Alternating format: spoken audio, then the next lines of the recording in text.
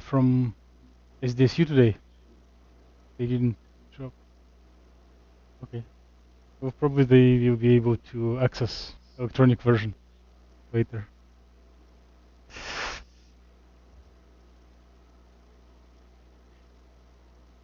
Okay, thank you for keeping coming regularly, and we'll continue to address in a quantitative way the properties of materials and molecules, and acquire the concept that controls the software that helps us in this business. So the plan is to go to details of treating ionic degrees of freedom, and we are going to play with it for several lectures, because there is a big challenge to approve that in our computational model ions are at the correct distances, at the same interatomic distances as we do see in whatever XRD data, or we know from chemical intuition or from other things. And there are several ways to address it, and we are going to dive into detailed description of this. So mentioning approximations and tools, and then practicing the software.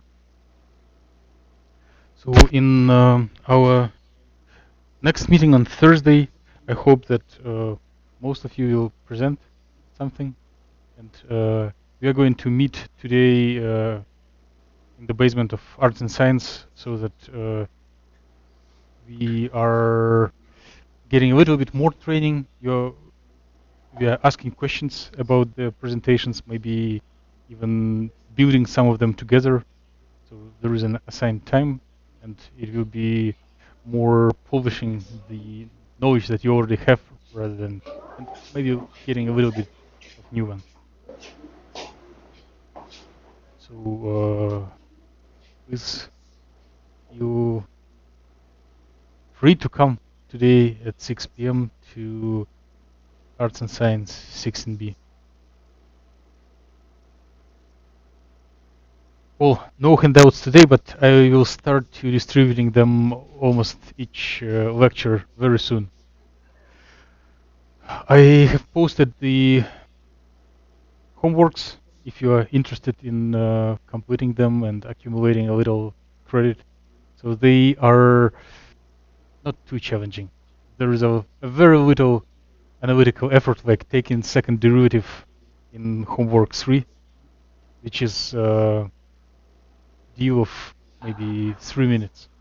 The most challenge for myself, if I assume myself doing those assignments, is to how to type it into electronic form, because scratching it on the paper is really quick.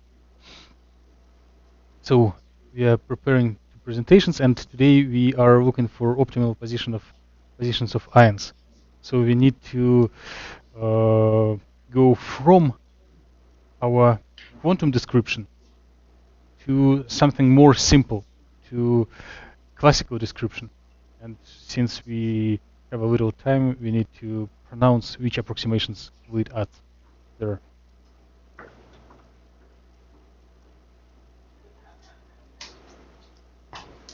Okay, so here is a little review of what we did last time.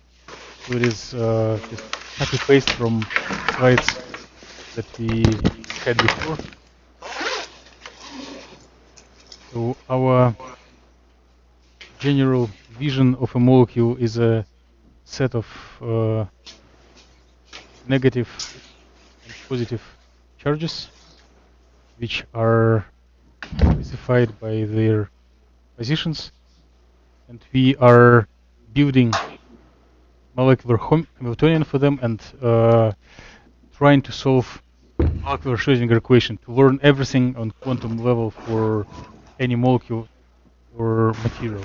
And due to Born and Oppenheimer, we were lucky to split this bigger equation into a little simpler one, the electronic part and nuclear part, which has this coefficients chi, which have two meanings. One, they help in building. There is a proportionality coefficient for electronic wave function, and second meaning they are nuclear wave functions. And we also have introduced that the part of the Hamiltonian that operates nuclear wave function can be verbalized, can be addressed as potential energy surfaces. So those potentials that operate motion of ions are continuous, and they are different for each specific electronic state. Here are examples that we were drawing last time. So these potential energy surfaces can differ by their equilibrium position, by their curvature, shape, and sometimes they can be dissociative rather than conservative. So what is interesting, what is critical, that our chi coefficients, our ionic wave functions, can be found only if we know the potential energy surfaces. So one needs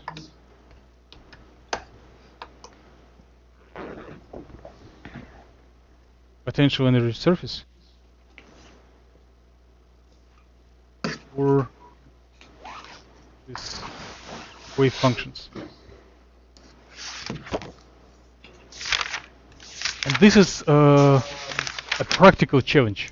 So we are doing very good. We split We did splitting of electronic and nuclear part.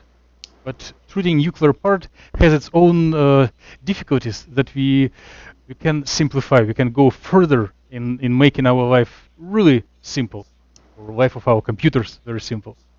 So right now, on our intermediate step, some good wizard should find all potential energy surfaces for each point, for each position, for each value of position of ions.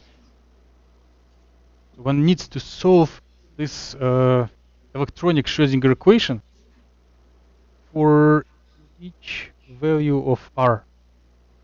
Like scan through all possible positions, and for each position solve it again and again and again. This is a lot of work, and there are several heroes in the community who try to do it for very small molecules, but generally it is too complicated to reconstruct potential energy surfaces. But if we are speaking about ionic part, we need those potential surfaces because they are part of this nuclear Schrödinger equation. So there is a little paradox or a little difficulty, a little challenge that we may want to address. I was trying to type and verbalize it somewhere. Aha, yeah. Assuming that there is a good wizard who solves all this equation. Well, solving electronic part is really challenging, and we, instead of making it infinite number of times, we want to solve it maybe like 1, 2, 10, 100 times, but not infinite number of times. And the position of ions entering the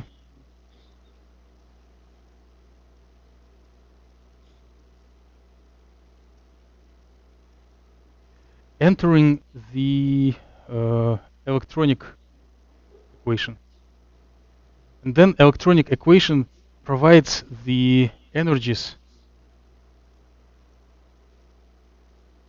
which serve as potential energy surfaces for ionic equation. And it is almost a circle. We need to complete this feedback procedure. Can we get any prompt about which positions are most important from solving few electronic and few ionic problems?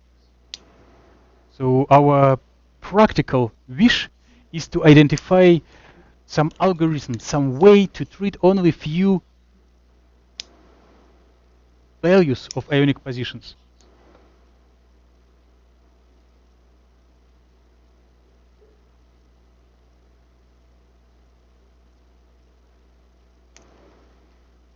So how do we go to address this challenge?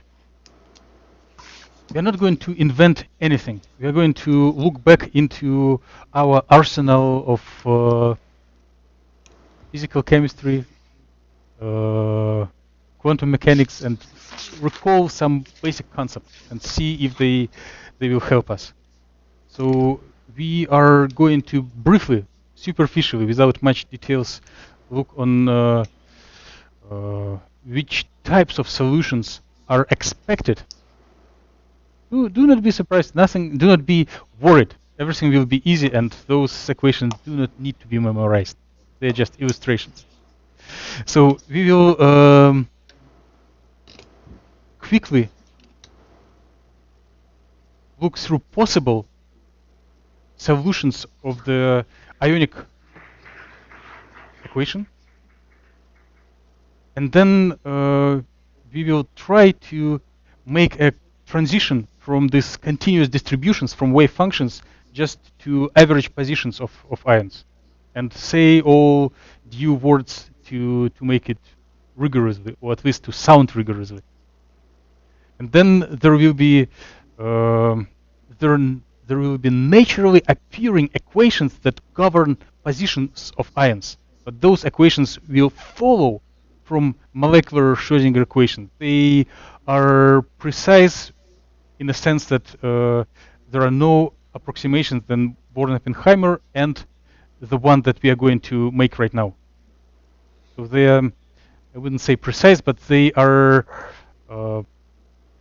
equations with controlled precision. We keep track of everything we neglect. So typical solutions for ionic wave function in those potentials are either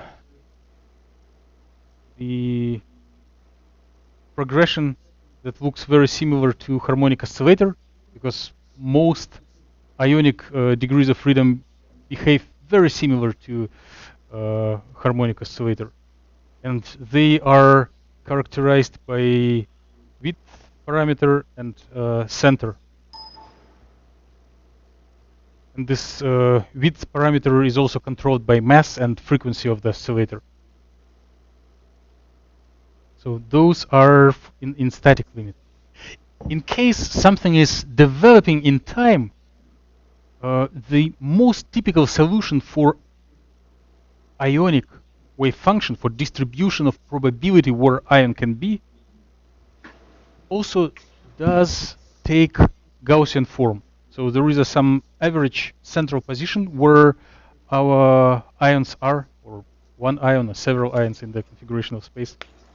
And then there is a little distribution of them to be a little bit further or a little bit closer compared to this average position, plus, or not plus, times some phase factors that correspond to motion, to have some non-zero velocity, non-zero momentum. And here I just copy-pasted it from the book. Instead of P, they use the letter K0. So it is a Gaussian wave packet, Gaussian wave function that is moving somewhere with a given velocity and changing its shape a little bit, but generally it is a hump that travels in a space. And it is very tempting to speak only about center and maybe velocity of this hump instead of all these glorious but not necessary details. So what is critical is how broad are those wave functions. How broad are those nuclear wave functions? And since there is a little confusion, I was lazy to type them myself, and in textbooks they have different notations. We take the notation that Greek letter chi stands for nuclear wave function. So this width parameter, which is uncertainty of the position, is typically much smaller than distance between different positions of different ions, like ion number m and ion number n. So if it is the case, the numbers are like angstrom to the power minus 2 compared to like 2 angstroms for closest atoms. Closest atoms are at distance about 2 angstrom, and there are like percent of an angstrom, this uncertainty. This is not always negligible, but in most applications this is not so important. And therefore we can neglect this uncertainty, this understanding that it is an approximation, it is not absolutely precise, but practically it is very helpful. And then our wave function, instead of those boring and complicated forms, we can assume that nuclear wave functions are delta functions. So there is a infinite probability to that our ion is near its central position. And the central position may depend on time.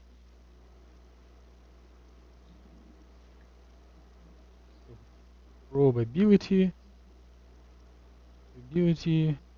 only at center, comma, can be time dependent.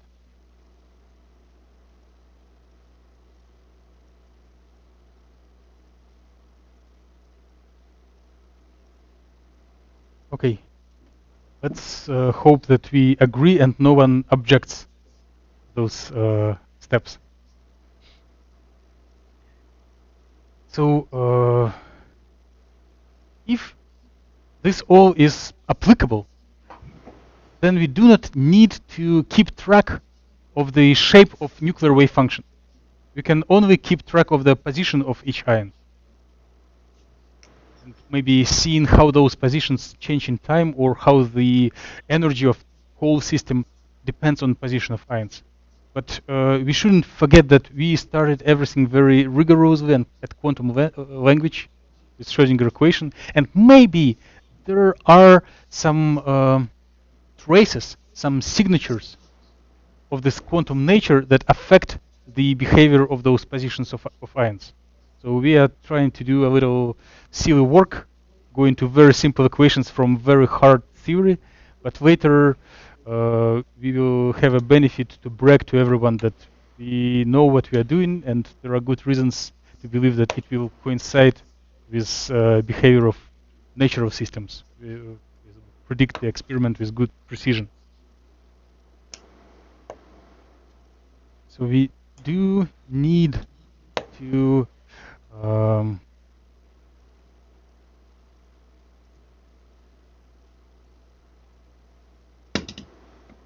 know which positions we are going to feed into electronic equation.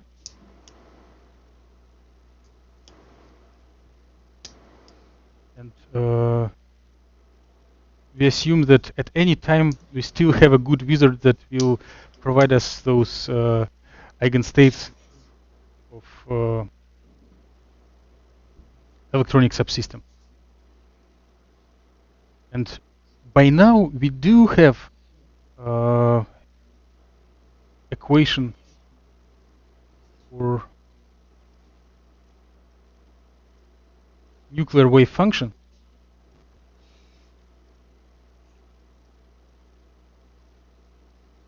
in time dependent or time independent form, but we are going to replace it with something much simpler, so that we make a shortcut in our loop that will just predict which specific values of ionic positions we need to feed into electronic part. We need specific values for positions of ions.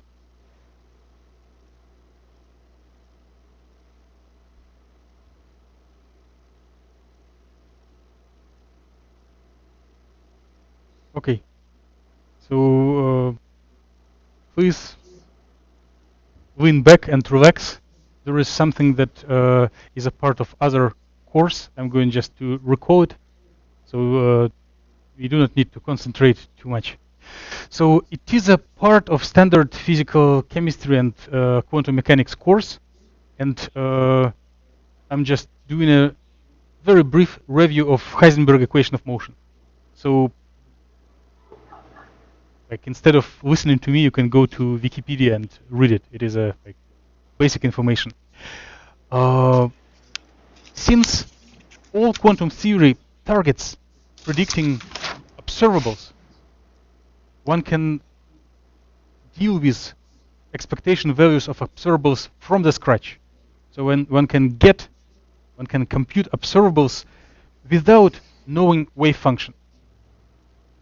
Then, instead of Schrödinger equation, one needs some specific equations for observables.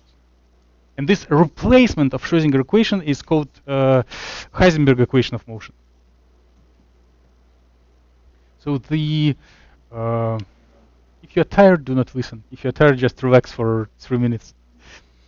In case we have a wave function, which can be like normal, or we can make a conjugate of wave function, which is reflected as this Bryan-Cat notation. And then we do construct an observable of some operator, of some variable that is useful, needed, applicable. Then time derivative of those can be opened due to rules of differentiations. So there are 3 factors, and we differentiate first factor, last factor, and middle factor. And then for this time derivative of wave function, one can recall that it is just Schrödinger equation. Instead of time derivative wave function, one can apply the Hamiltonian to wave function. This term, for cat wave function, one also can apply Hamiltonian to this wave function. And therefore, we replace those terms here. And this one is formally important, but in very many cases, we do not need it. So this equation, which follows, you see here, the Hamiltonian is on the right side, is on the, Hamiltonian will be on the left from operator. And here Hamiltonian will be on the right. Left, right. So it is product of Hamiltonian and operator, but the order is swapped. So in case we need only one observable, we do not need to know the wave function. We can build an equation for an observable. And first person who decided to make this trick was Heisenberg. Equation for an observable. Okay, relaxation is over. I finished the overview of old information, and now we are going to apply this technique to our needs. So our needs are to avoid nuclear wave function and speak only about average position of ion and average momentum of ion. Therefore, we may want to build an equation of motion in this Heisenberg spirit for position and for momentum, not as a classical variable, but as a quantum average. So we are going to apply this to position and to momentum.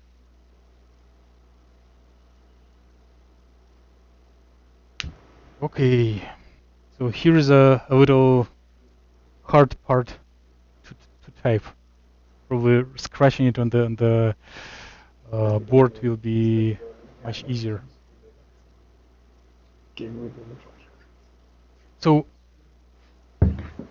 we are speaking about expectation value of an ion, and our Hamiltonian then contains 2 terms: the nuclear kinetic energy plus our potential energy surface, which depends on electronic state.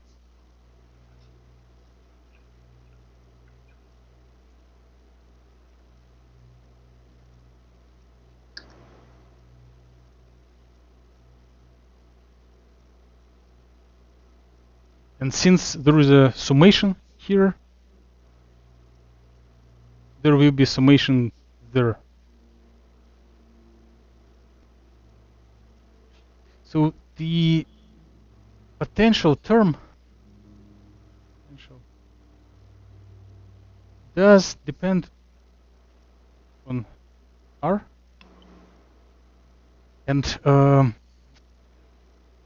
if we treat them as an operators, then functions of the same variable that can be expanded in series that do not contain derivatives, their commutations is typically 0. So this term can be neglected. And here we need just to find a commutator of kinetic energy and position. Commute kinetic energy and position. So kinetic energy is momentum squared over mass. So we need to compute square of momentum and the position. So let me try to exercise.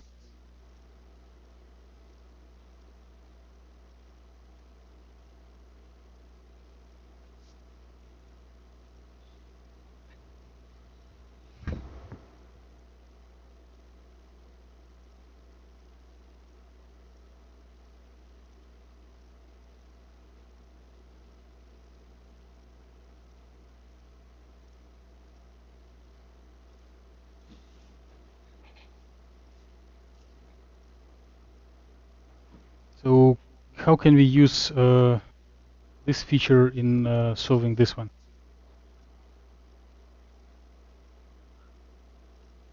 We probably can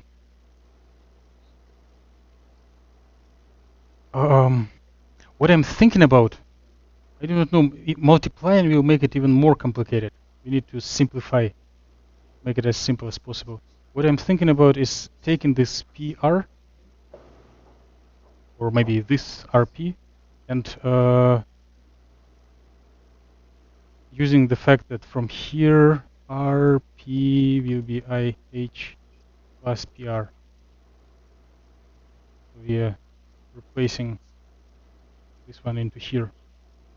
So this will be P, PR minus bracket IH bar plus PR P.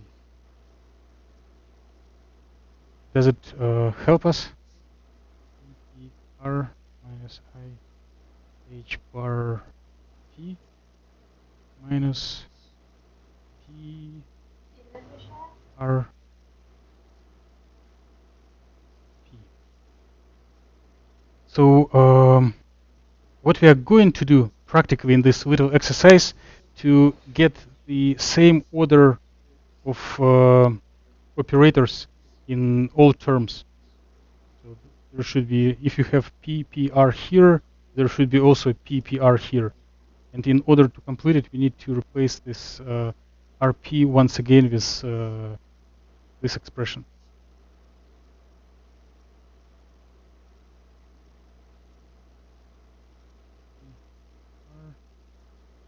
So this term stays untouched. Here this factor stays untouched, and here we have I H bar plus P R, and close the bracket. Then we have P R minus I H bar P, and here it is the same, minus I H bar P. We have factor 2. And here we have minus P R. It comes from there.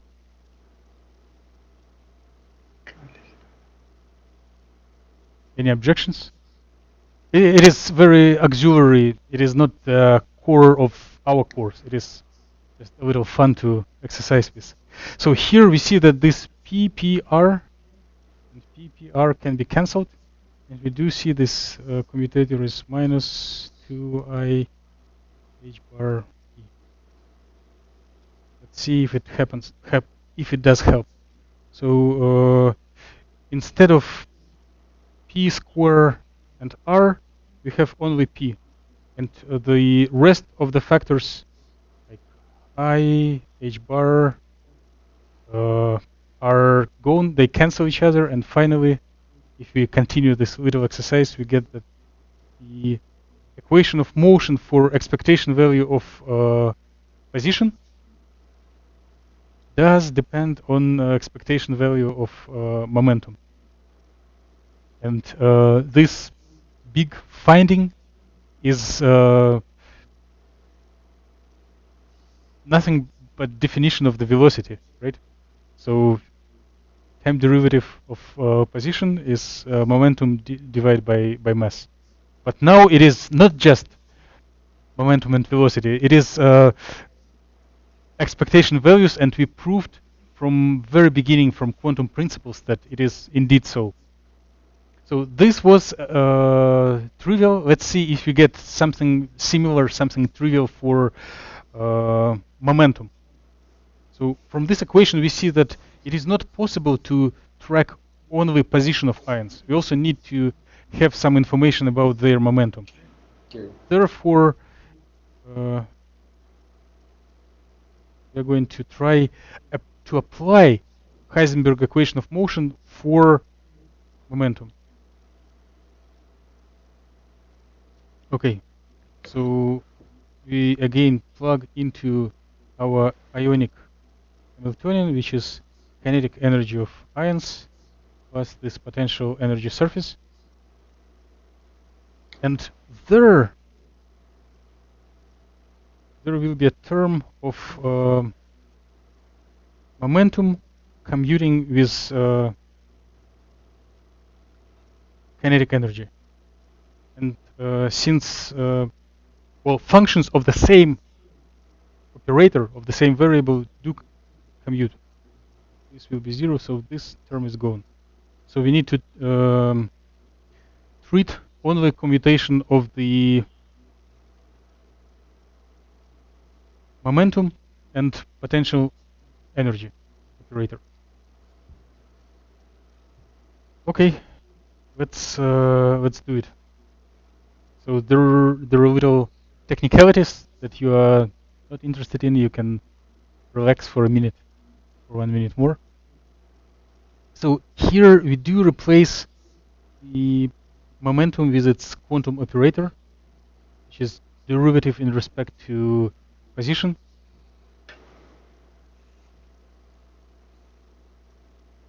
And here we open this commutation as swapping the order.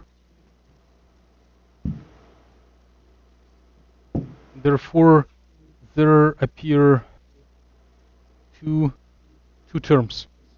One pu, another up. The term which was pu, it is derivative of a space in regard to towards potential energy surface, and here we have potential energy surface and then derivative of a space. Let me practice with this term for a second.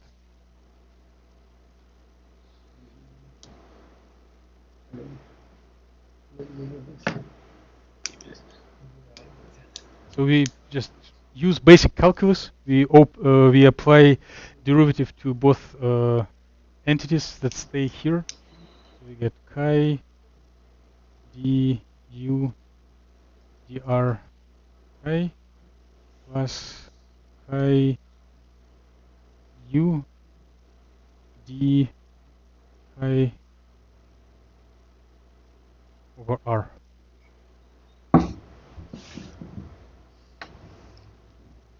And see here, the derivative is applied to this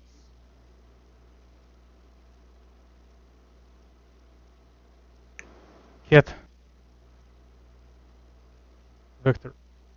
And if we jump back, we see that here we also have derivative applied to this ket vector. So two terms appear from here and with minus sign, and one of them coincides with this one.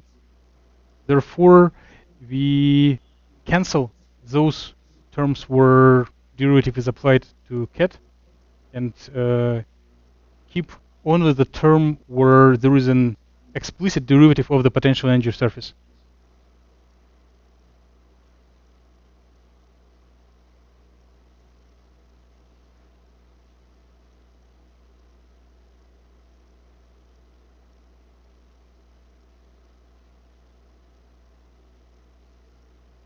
So here we see that the change of the momentum is equal to derivative of the potential energy.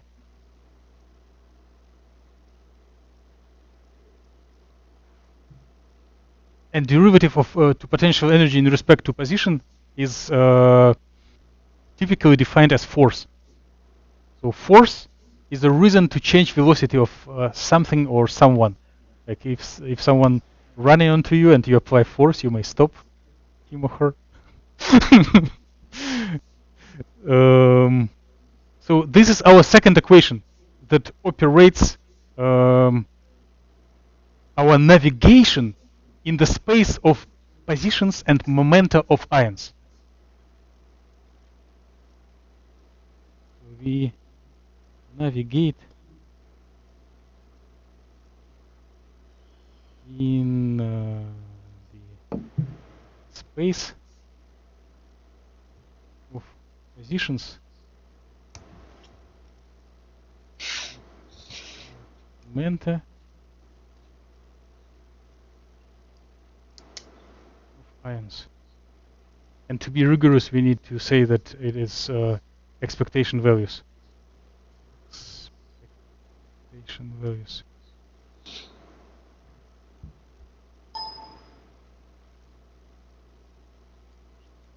So if everything will go smoothly as we originally designed, we will not need to reconstruct potential energy surfaces. We will not need to ask good wizard to solve electronic part for any position of position of ions.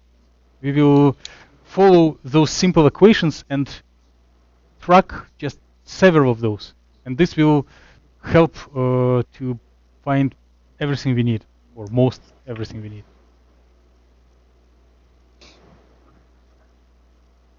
Okay, so we do have the equation 1 for position, equation 2 for momentum. We can also say that it is time derivative in respect to potential energy surface, which is evaluated at the position of space corresponding to expectation value of the position.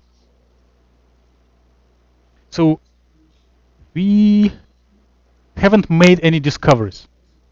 We are still following the fathers of quantum mechanics, and those equations were derived in 1920s. And the person who derived those, his name is Ehrenfest. And it was important, and at those times, to justify that classical, ancient, well, Newtonian laws of motion for any masses or any heavy objects, macroscopical objects, can be derived based from quantum mechanics. But there it was a philosophical question in 1920s. Now you have a very important practical implication of this Ehrenfest theorem. We apply it to consider ions, which are heavy, which have small uncertainties, and therefore we can treat them according to classical equations of motions, although we know that generally they obey quantum laws.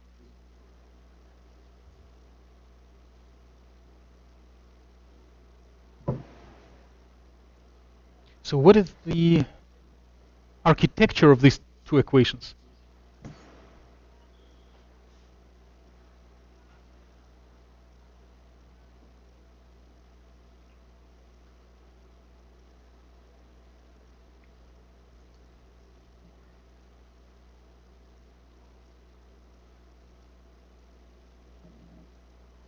So we do have time derivative of position, and we have time derivative of momentum. So in case we do have this one, it is plugged into equation number 1.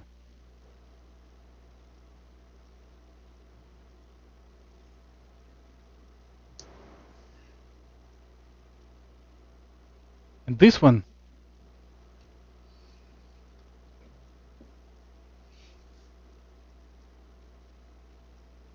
uses the outcome of equation number 1 as a feedback.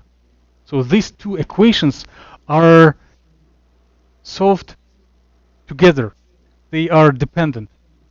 And we can solve these two connected to mutually dependent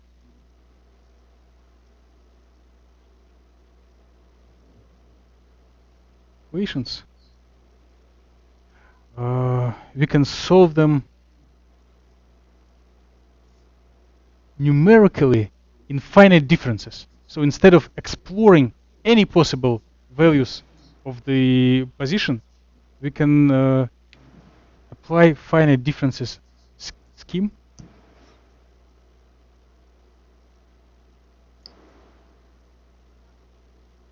And get prediction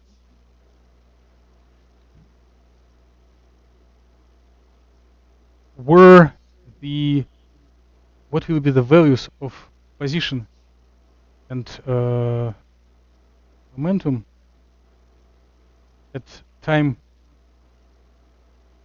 next time if we do know their values at the initial time.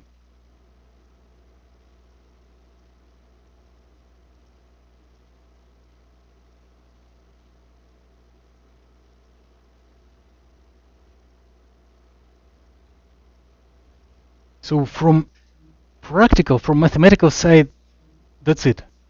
Now we need just to analyze a little bit what is the value, why it is so great, why it is important.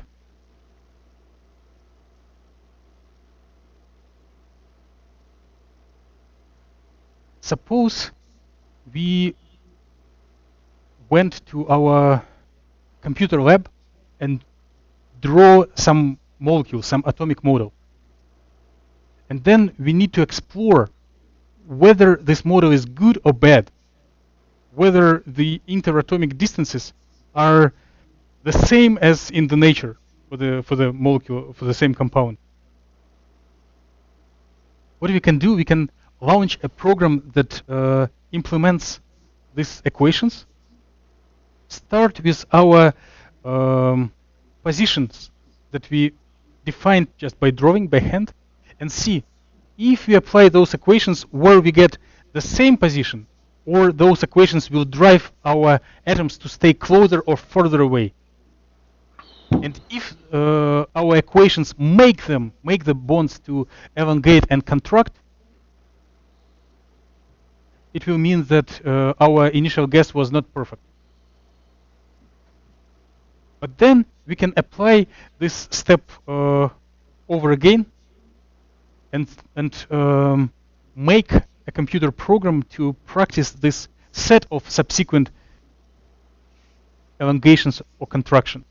And since all laws of interactions between ions and electrons are there, hopefully, finally through several steps, the positions, the values of positions, will approach the very correct interatomic distances. And then we can compare them to experiment. So this is a very superficial, very quick overview. And we are going to focus on this issue of optimizing molecular geometry. So finding those interatomic distances that will not be changed if we try to apply those equations to those. And this is a task of optimizing geometry, and we are going to focus on it next week.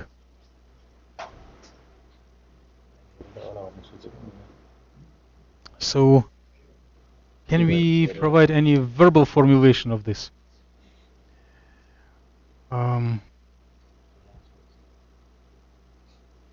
We need a procedure to either to analyze interatomic positions.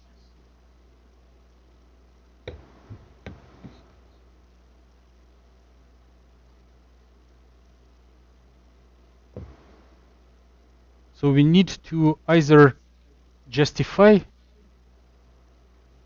the atomic model,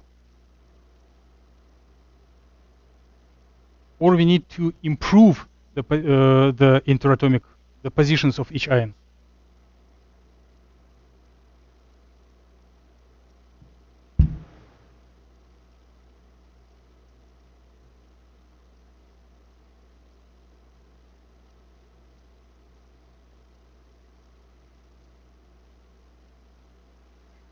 And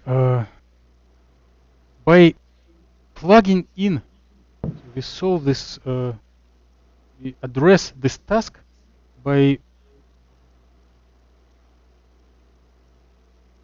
plugging in our coordinates from atomic models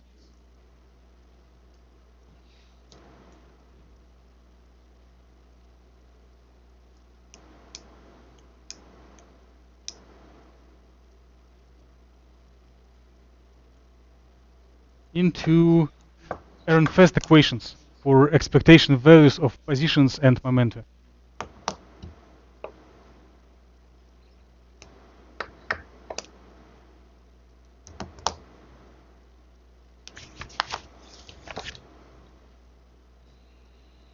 So we have a little plan what to do, and we probably need to work it out in a little bit more details and make a plan how we would write a code if we need to write it.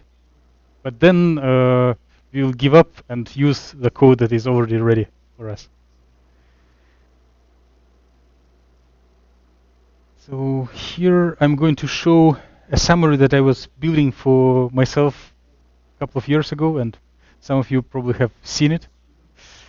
So there is nothing new for you guys. You are already like acquired substantial concepts, and from what you heard today, you know all what is shown on this display. So it is it can serve as a little summary or explaining the same concepts with just maybe a little bit different symbols. So after Born-Oppenheimer separation, we do have Schrödinger equation for electronic part and for nuclear part. And for electronic part, we need some specific positions of ions. On the other hand, the specific positions of ions can be cast as expectation values of the position operators.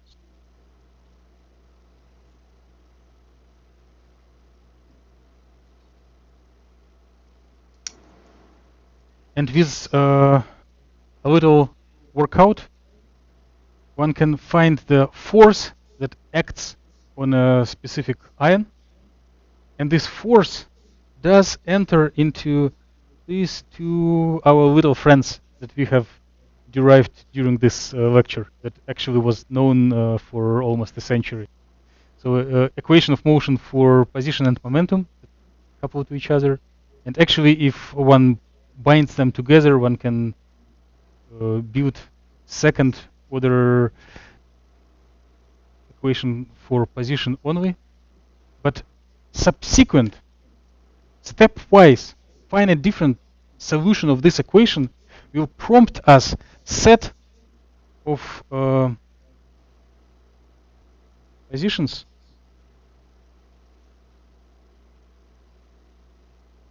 that can be plugged into electronic part.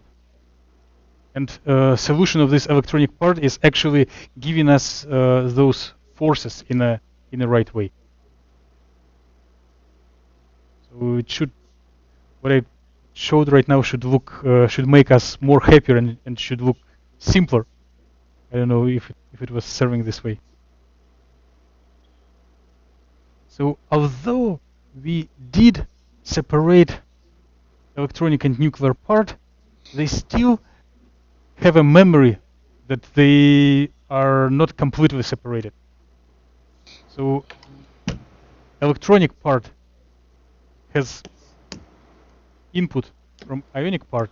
It depends on position of ions. And ionic parts depend on this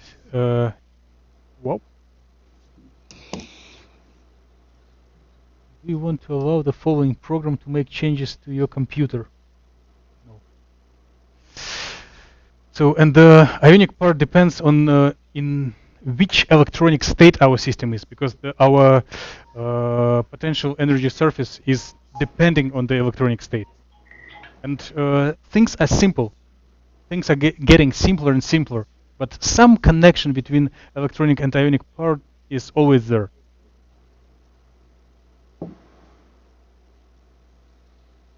Okay. So what we did, we developed equations for position and momentum, and we provided motivation that ions can be, in many cases, treated as point charges. We started, we opened the door for Newtonian mechanics of ions and posed the formulation in lay language, what is geometry optimization?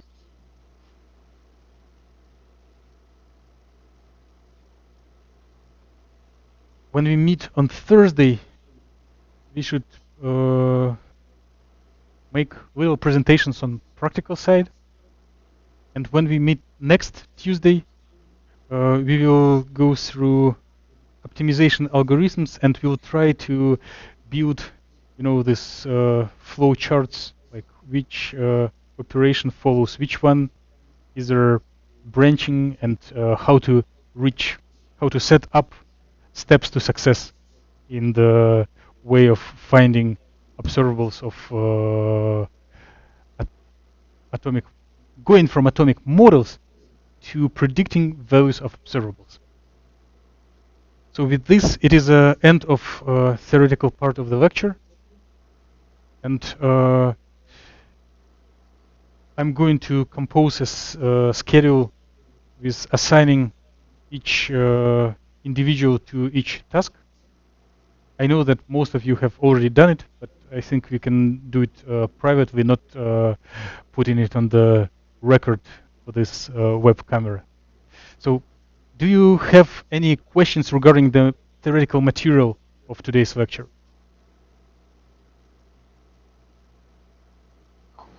Probably no. For SDSU, part of our team, I have got your information to enter you into D2L, and I promise to do it soon. So I have input from both of you. Sure, thank you. And regarding our using this software, we're not accessing the Gauss view. I don't know why. Yeah. We can log in now, but when I try to type Gauss view ZV, it says it could not connect or something. You don't need to type Gauss view. You need to type GV. Yeah, I tried with that. Does it reply anything back to you? Yeah, probably tells that X server. Yeah. X connection is not established. Yeah, X server or something. So if you followed previous steps of adding the X component to your SIGWIN. So what I'm doing is now I'm downloading everything and installing everything. Okay, then after starting the SIGWIN, you need to add a little additional command after starting it. You need to type in